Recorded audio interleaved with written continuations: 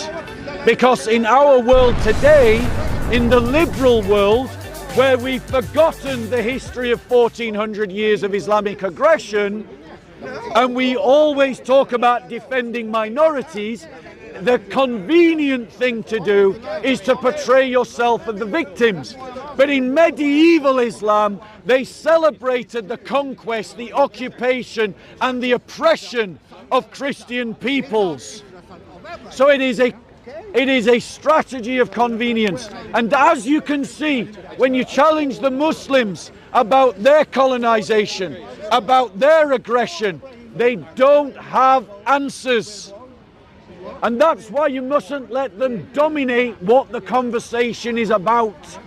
And that's why as Christians, we must be more vocal and ardent in standing up for the persecuted church, even when people don't want to talk about it. And notice, the sectarian, rather than stand up for persecuted Christians, was more concerned with shouting at me, rather than shouting up for his brothers and sisters around the world. And that, in perfect example, is the very reality of the disease of sectarian attitudes. Any other questions, ladies and gentlemen? Right. Any other questions going once? Last week you were talking about going against Zionism for their Christian persecution. Do you still stand with that? Absolutely. Our support of Israel should not be a blank check. Israel does persecute Christians in Gaza, in the West Bank, because its security blanket doesn't discriminate carefully enough between Christian Palestinians and Muslim Palestinians. Zionist settlers also persecute Christians in the West Bank and in Gaza. We as Christians must call out Israel whenever it hurts the church. But, ladies and gentlemen, let's be clear.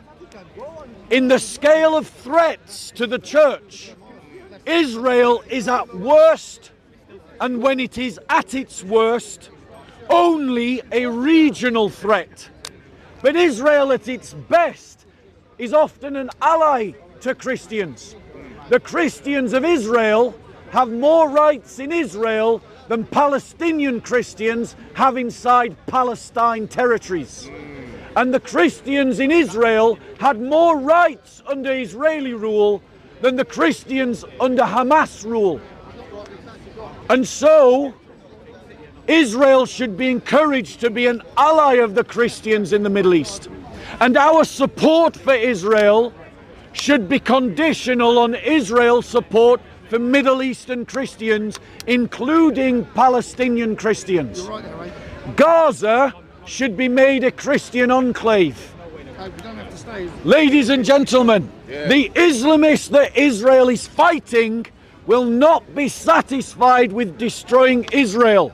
They are a threat to the global church. So first we have to deal with the Islamists.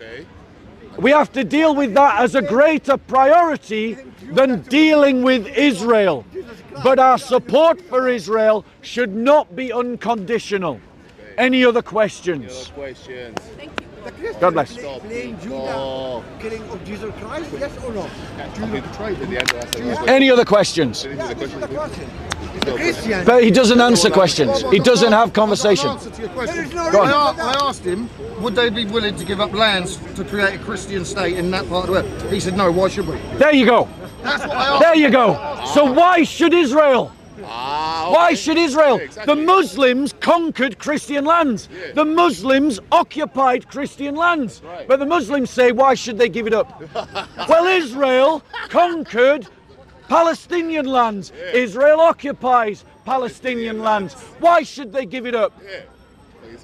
And I would go for, and that's the hypocrisy of the Muslim narrative. If they do it to you, it's okay.